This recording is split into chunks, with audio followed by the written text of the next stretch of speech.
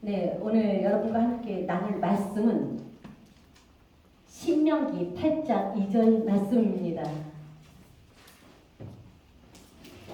우리 다 함께 합독하시겠습니다. 같이 읽습니다. 시작. 내 하나님 여호와께서 이 40년 동안에 너로 광야의 길을 걷게 하신 것을 기억하라. 이는 너를 낮추시며 너를 시험하사 내 마음이 어떠한지 그 명령을 지키는지 아니 지키는지 알려 하심이라. 아멘. 네, 오늘 이 말씀을 가지고 제목을 광야에 계신 하나님 이렇게 정했습니다. 성경에서 광야는 크고 두려운 곳이라고 기록되어 있습니다. 광대하고 위험하며 불뱀과 전갈이 있고 물이 없는 가뭄의 땅이라고 하나님이 말씀하십니다. 그런데 이런 곳에서 하나님은 쓰시고자 하는 사람들에게 경건의 훈련을 시키셔요. 반드시 광야를 경험하게 하셔서 주님만 바라볼 수 있는 환경을 만들어 주십니다. 아무것도 의지할 것이 없는 그곳에서 주님만 기대하고 소망하도록 하나님은 기회를 주시는 겁니다. 그러면 하나님이 쓰시는 사람들은 훈련받기 위해서 실제로 광야로 떠나야 합니까? 여러분, 하나님은 영적인 장소로 부르십니다. 우리가 편안하게 살아가다가 어려운 문제가 생겼을 때 그곳이 바로 광야입니다. 광야는 고난의 장소이지만 우리의 자아가 죽는 축복의 장소입니다. 하나님은 광야에 계신 하나님이십니다. 우리가 광야에 있을 때 하나님은 눈을 떼지 않고 지켜주십니다. 그래서 우리가 오래 참고 기다려서 그분이 주시는 것을 받고 그분이 원하시는 사람이 되기를 하나님은 바라십니다.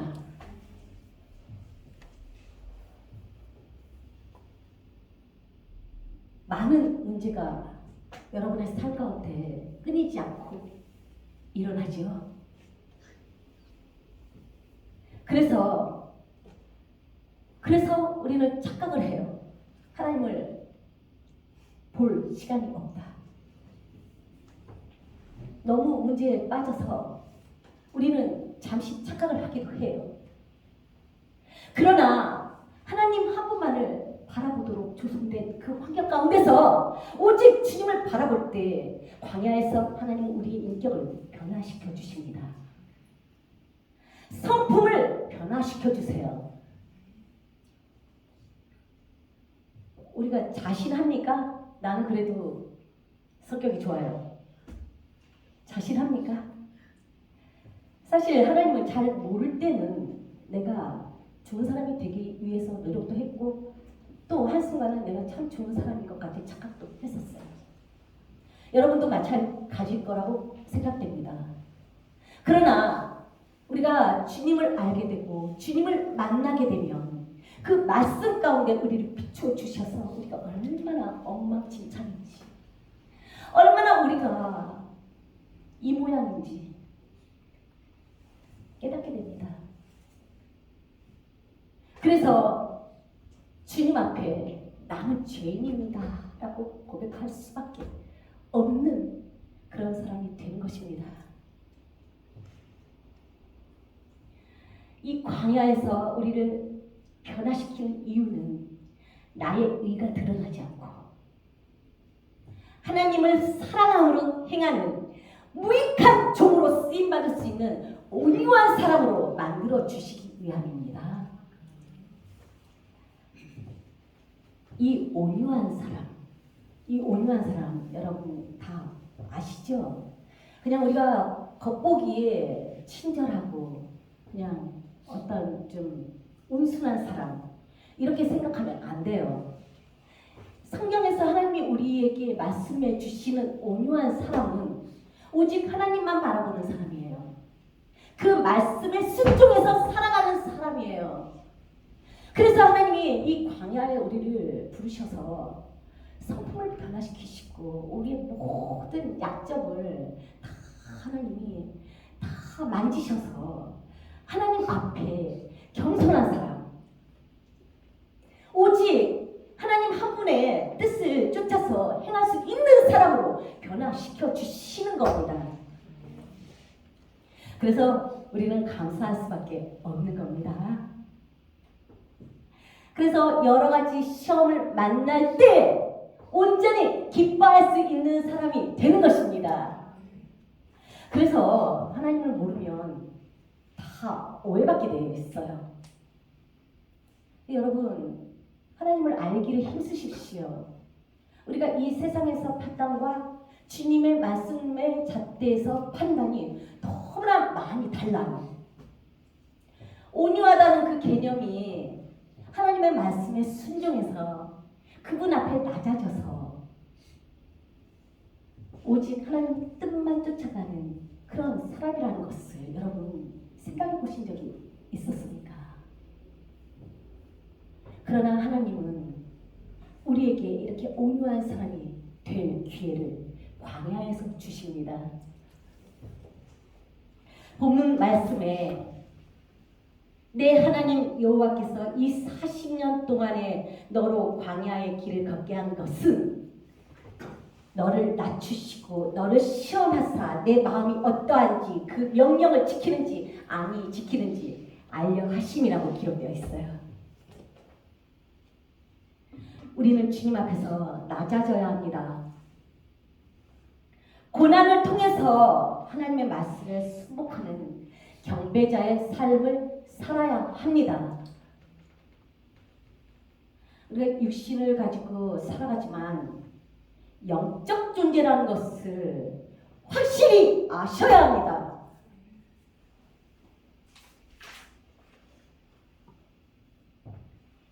신명기 8장 16절 이하를 제가 읽어드리겠습니다.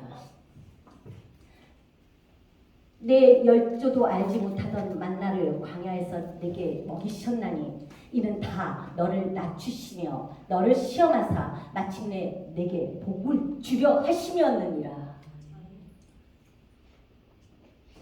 여러분, 하나님이 우리에게 광야 길을 걷게 하신 이유가 마침내 복을 주시려고, 우리에게 복을 주시려는 하나님의 뜻이, 여러분 말씀으로 확실하게 기록되어 있어요. 너희를 고생시키고 힘들게 몰아서 주저앉히려는 것이 아니고 마침내 복 주시려고 광야길을 걷게 하신다는 거예요. 이것이 하나님의 사랑입니다. 그래서 여러분, 어떤 문제가 정말 환난이 내게 임했을지라도 우리는 하나님의 뜻을 구해야 되는 거예요. 여기서 물질의 복을 17절부터 말씀해 주셔요. 또 두렵건대 내가 마음에 이르기를 내 능과 내 손의 힘으로 내가 이 재물을 얻었다 할까 하노라. 내 하나님 여호와를 기억하라. 그가 내게 재물 얻을 능을 주셨음이라.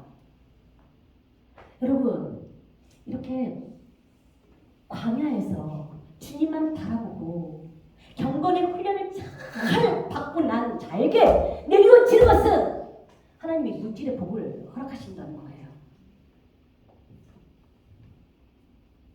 여러분 다 원하는 거죠. 여러분 다 부자 되고 싶어 하시잖아요. 아니라고 말씀하실 분 있으실까요? 사실 저 같은 경우는 주 안에서 찬양 경배자로서 세워지면서 정직해지지 않았을 그 당시에는 아니요, 저는 부자 되고 싶은 마음은 없어요. 아니요, 저는 그렇게 돈을 좋아하는 것 같지는 않아요. 이렇게 얘기했어요. 그리고 나를 지켰어요. 육적인 나를 지켰어요. 고상하게 보이기 위해서. 돈 쫓는 사람처럼 비춰지지 않게 하기 위해서. 그랬는데 여러분, 사람은요 다 돈을 좋아해요. 저도 그래서 돈을 싫어한다고는 말을 못하겠어요. 아직까지도 이럽니다. 그러나 정확하게 우리가 변화된 것은 하나님의 물질을, 하나님이 부어주시는 그 물질을 받기 원한다는 사실이에요. 여러분, 세상이 여러분에게 물질을 가져다 줍니다. 여러분이 열심히 일해서 노력해서 성과가 따를 때는 여러분 그 결과가 좋은 결과로 나옵니다. 그러나 이제 우리의 소망은 그렇게 내가 열심히 해서 내가 노력해서 얻어낸 물질이 아닌, 세상에 부어준 물질이 아닌 하나님 안에서 경건의 훈련을 잘 받아서 하나님께 합격당하고 테스트에 합격하고 그 부어주시는 물질을 얻기를 우리는 소망하는 것입니다. 이렇게 하나님이 부어주시는 물질을 받은 사람은 내가 드러나지 않아요. 그래서 하나님이 이렇게 훈련해 주시는 거예요. 두렵건대 네가 마음에 이르기를 내 능력과 내 손의 힘으로 내가 이렇게 부자가 된다, 내가 했다, 이런 말 하지 말고 하나님이 훈련시키신 겁니다. 그래서 우리는 하나님이 부어주시는 이 물질의 축복을 받아야 하는데 이 물질의 주인이 누구이신가도 확실하게 우리가 세워야 합니다. 소유권을 확실하게 세워야 되는 거예요. 그럴 때 우리를 훈련하신 하나님의 뜻이 여러분과 저를 통해서 이루어지는 것입니다.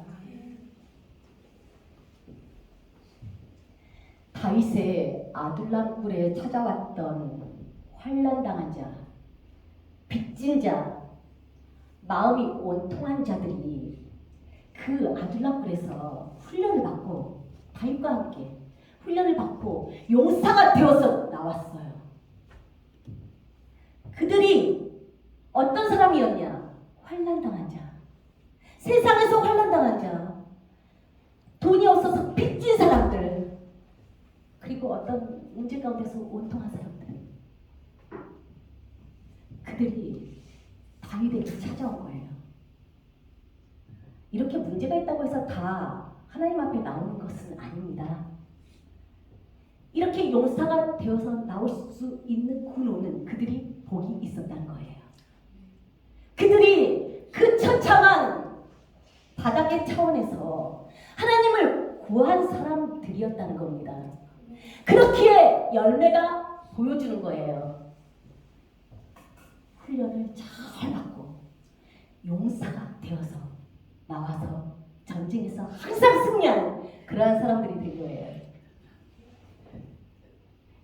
여러분, 광야를 통해서 하나님을 경외하는 것을 배우십시오. 그래서 하나님 나라를 위해 쓰임받는, 제대로 쓰임받는 큰 용사, 강한 용사가 되십시오. 우리는 아무것도 아닙니다. 우리의 힘과 능력은 이 세상의 것으로 세워질 수가 없습니다. 오직 만왕의 왕이신, 만주의 주가 되신 하나님으로 말미암아야 되는 것입니다. 여러분, 이 사실을 여러분이 확실히 아시고 어려운 문제가 생겼을 때 광야로 부르시는 하나님께 감사하십시오. 우리가 가장 겸손해질 수 있는 상황입니다. 그래서 자꾸 세상을 살아가다가 높아질만 하면 또 광야로 부르시고, 사람이 이런 존재인 것 같아요. 계속 지속적으로 하나님 앞에 겸손한 자세를 유지하면 좋은데, 환경으로 말미암아서, 보여지는 것으로 말미암아서 또 내가 드러나게 되어 있고, 또 내가 그것을 달려서 쫓아나가고 있는 것을 발견할 때, 여러분 그때 빨리 제자리에 서셔야 해요. 그리고 주님을 바라보셔야 합니다.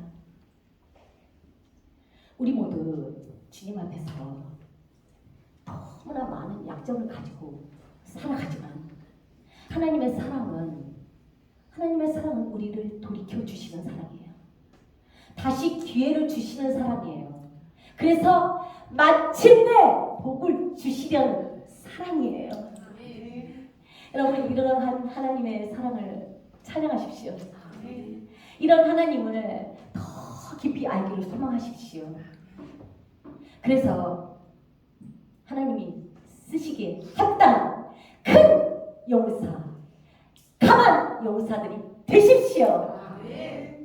그렇게 축복의 사람들이 되기를 원합니다. 우리 하나님께 감사의 박수 올려드립니다.